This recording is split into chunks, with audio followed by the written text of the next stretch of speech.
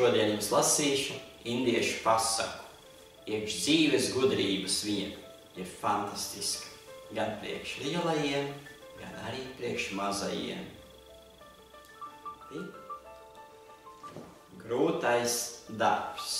Stāsta reiz valdnieks Akbārs sadomājis apspriesties ar Birbālu. Akbārs ir viens no lielo Mongolu valdīšanas laika imperatoriem. Birbāls viņa tuvākais padomnieks. Akbārs sūtījis pēc viņa 2 vai 3 reizes, bet Birbāls nesot nācis. Tad valdnieks pavēlējis Birbālu saņemt ciet un atvest uz pili ar varu. Kad Birbālu atveduši, Akbārs viņam bargi noprasījis: kas tev šodien liecies? Es pagalam pieklusu, iekāps atsauc tevi šurp. Kādi tad neatliekami darbi tev bija darāmi, ka nevarēja laikus ierasties? Birbālam dikti paticis no rītiem pavārtīties gultā. Tālāk arī nokavējis, bet viņš baidījies valdnieka dusmu un nolēmis pielietot viltu. O augstais, no augstajiem viņš sacīja: bija sācis raudāt mans bērns, un es ilgi nopolējos viņu mierinot. Tu nerunā taisnību, valdnieks sacījis. Ja bērnam iedod kāroto mantiņu, viņš tūliņ apkūst. Un tas daudz laika neprasa. O, mans pavēlniek, jūs laikam nezināt, cik ilgs laiks paiet mierinot raudošu bērnu. Tas ir grūts darbs, varat man ticēt. Negribas gan ticēt, es tavā vietā tūliņ būtu nomierinājis bērnu. Tad Birbāls licis priekšā: mans pavēlniek, ja jūs man neticat, pārbaudīsim. Es raudāšu, kā raudāja mans bērns, bet jūs pamēģiniet mani nomierināt. Akbārs tā bijis ar mieru. Birbāls apsēdies uz paklāja un sācis raudāt. Akbārs apsēdies viņam līdzās, paglaudījis Birbālam galvu un vaicājis: dēliņ, kā labi tu raudi? Birbāls neko neatbildējis un ieraudājies vēl gaužāk. Tad Akbārs apsēdinājis viņu sev tuvāk un mēģinājis mīļiem vārdiem labināt: neraudi, bērniņ, labāk pasaki, ko tu gribi? Es gribu saldu cukurniedri.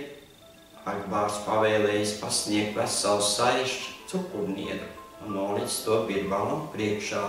Te tev būs cukurniedrs, izvēlies pats, kuru gribi. Es nezinu, kuru, atkal iešķapštējies Birbāls. Labāk izvēlies tu pats, es gribu vissaldāko. Akbārs izmeklējis no saišķu visskaistāko cukurniedri un pasniedz to Birbālam. Tad Birbāls to nosviedis zemē un saucis: šito es negribu, tā nav laba, un atkal sācis raudāt.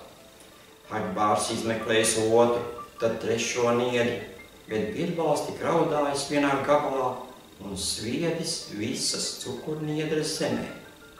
Beidzot viņš paņēmis vienu, bet raudāt nepārstājis. Akbārs vairs nezinājis, ko iesākt.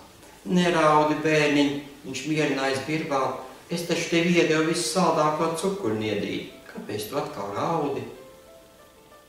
Šito es negribu, mīz apkārt, Birbāls sacīs. Bet tu mīz notīri un ej daši nost. Pats notīri, es nemāku.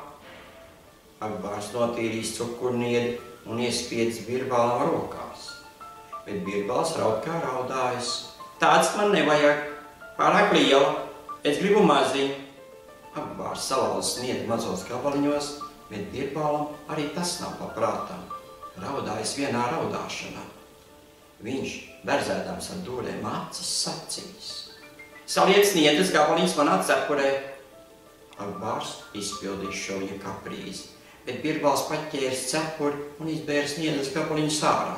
Un atkal raudādams saucis: tik maziņus negribu, gribu vienā gabalā. Bērniņ, tu vēlies, lai šo niedri dabūjās savu, bet es to vairs nevaru izdarīt. Viņam labāk citu cukurniedri. Akbārs viņu mīļā balsī centies pierunāt. Bet Birbāls arvien raudājis un prasīs: es gribu šo pašu, veselu. Nu, es redzu, Birbāl, ka tev taisnība. nomierināt raudošu bērnu, tas ir patiešām grūts darbs. Pēdīgi Agbārs piekāpies un piedevis Birbālam nokavēšanos. Paldies! Labu nakti un labām sajūtām!